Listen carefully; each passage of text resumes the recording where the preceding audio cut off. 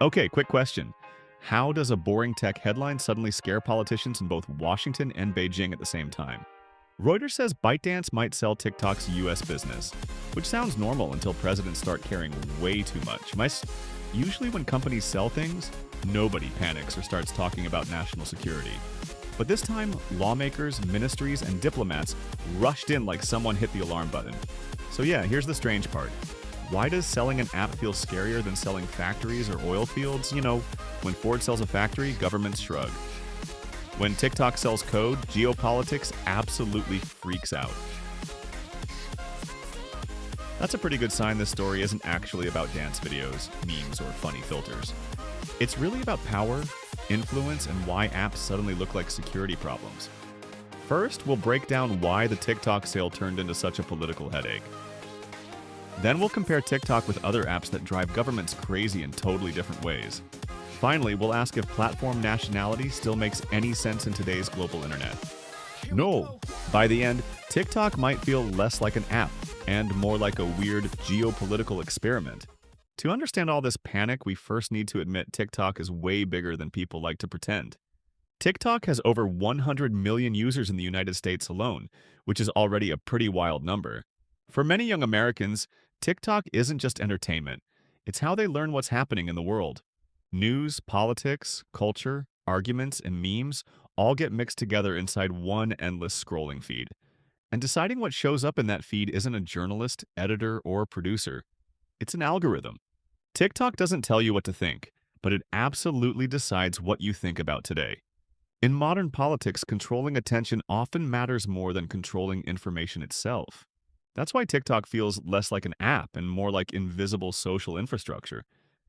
Okay, now let's talk about the deal everyone keeps arguing over, ByteDance is the Chinese parent company that originally built TikTok's core recommendation technology. The idea is to spin off TikTok's US business into a legally separate American-controlled company. On paper, that sounds clean, simple, and very reassuring for politicians. The problem is, legal separation doesn't magically separate technology. TikTok's real value isn't the logo, the offices, or the brand people recognize. It lives inside a recommendation algorithm trained constantly on massive amounts of user behavior data. Algorithms aren't boxes you can pack up, ship overseas, and hand to new owners. They change every day through data feedback, updates, and engineering decisions. So the real question becomes who controls updates, priorities, and long-term direction.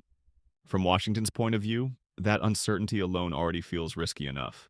US officials worry Chinese authorities could quietly pressure ByteDance behind the scenes. Chinese law allows the government to request cooperation from companies for national security reasons. Even without proof of abuse, the possibility alone feels unacceptable at TikTok's massive scale. This debate isn't about spying on individual users watching cooking videos or comedy clips. It's about shaping the information environment for millions of people at the same time. The algorithms can quietly boost certain narratives while making others slowly disappear. For governments, that kind of influence starts to feel like real strategic power. Beijing, meanwhile, looks at the situation very differently. China treats advanced recommendation algorithms as strategically important technologies. These systems represent years of engineering, data collection, and competitive advantage. Letting that technology leave China sets a precedent Beijing really doesn't like. From China's perspective, this fight is less about profits and more about protecting future technological leverage. Suddenly, a simple app sale turns into a symbolic battle over technological sovereignty. That's why this deal feels fragile, tense, and almost impossible to cleanly resolve. TikTok may become the first global platform forced to change ownership for security reasons. To see why governments act like this, we need to rewind and rethink what national security originally meant.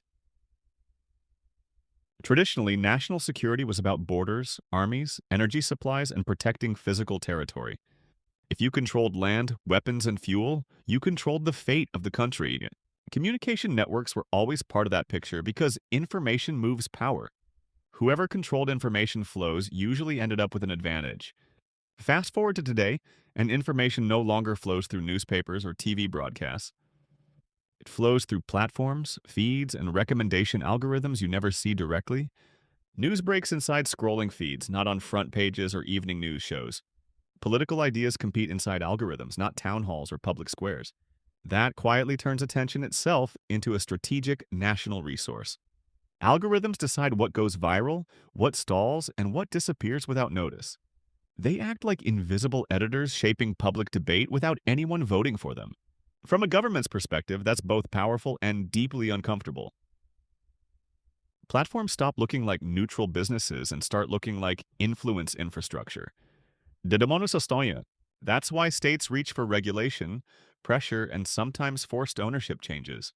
It's not about punishment, it's about regaining control in a world that feels increasingly uncontrollable. Now let's step away from TikTok and talk about a platform most Americans barely notice. Line. If you've never heard of Line, that's normal, unless you live in Japan or parts of Southeast Asia. In Japan, Line isn't just a messaging app, it's how daily life actually functions. People use it to chat, pay bills, read news, and even receive government emergency alerts. Imagine if WhatsApp, Venmo, and local news apps were all merged into one platform, right? That's roughly what Line feels like for millions of users every single day. Once an app reaches that level, governments stop treating it like just software. Now here's where Line's identity starts confusing regulators and policymakers. Line's core messaging technology was originally developed by a Korean internet company. Later, the company reorganized, expanded internationally, and became legally based in Japan. Today, Line operates under Japanese law and works closely with Japanese institutions. But most users don't live in just one country. They're spread across Japan, Taiwan, and Southeast Asia. That means data, infrastructure, and regulations all involve multiple governments at once. So when something goes wrong, it's unclear which government truly has full authority. Line isn't labeled a foreign threat, yet governments still demand oversight and safeguards. Not because of nationality, but because society depends on it so deeply. At this point, origin matters less than influence and everyday reliance on. And that's when TikTok stops looking like a strange or unique case. Now let's push this whole idea to the extreme with a platform designed to avoid national control entirely. Telegram was built to be fast, encrypted, and very hard for governments to pin down. Its servers, corporate structure, and legal presence are deliberately scattered across different jurisdictions. That setup makes regulation frustrating, slow, and sometimes nearly impossible. Sakmo. And here's the catch. The same freedom that protects users can also protect bad actors. Researchers started noticing Telegram being used for more than just chatting and news sharing. A study called Darkgram analyzed hundreds of Telegram channels linked to cybercrime networks. These channels openly sold hacking tools, phishing kits, malware, and stolen digital accounts. In many cases, Telegram wasn't just used by criminals, it hosted entire criminal marketplaces. Channels worked like decentralized black markets, operating without clear owners or accountability. Law enforcement agencies struggled because every country saw only part of the picture. The United Nations later observed similar patterns across Southeast Asia's scam economies. A UNODC report described Telegram as core infrastructure for organizing large-scale scam operations. Criminal groups used it for recruiting workers, coordinating scams, and moving money across borders. Telegram's lack of clear nationality made it extremely hard for any single government to intervene. No clear headquarters meant no clear authority to pressure or regulate. This creates a strange contrast with TikTok, where nationality is visible and heavily contested.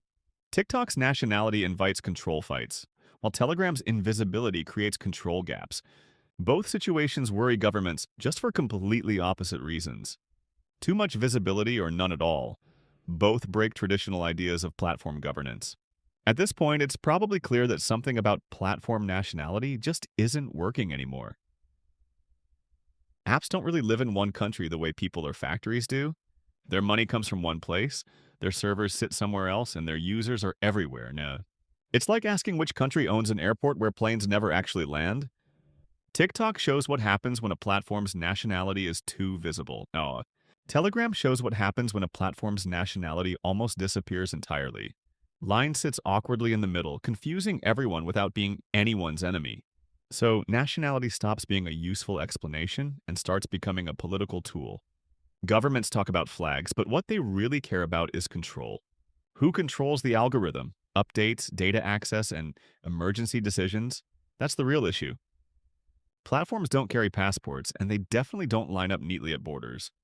They operate through control structures, not national identities or flags on a map. So TikTok probably isn't the end of this story. It's more like the trailer for what's coming next. Once one country forces a platform to change ownership, others will start asking the same question. And not just about Chinese apps, American platforms abroad could face similar pressure too. Every government will say it's about safety, sovereignty, or protecting citizens. But stack enough rules together and the global internet starts breaking into pieces. Instead of one internet, you get many smaller national versions with invisible walls. Platforms then stop being global bridges and start acting like regional utilities. So the real question isn't just about TikTok, but whether a truly global platform can still exist.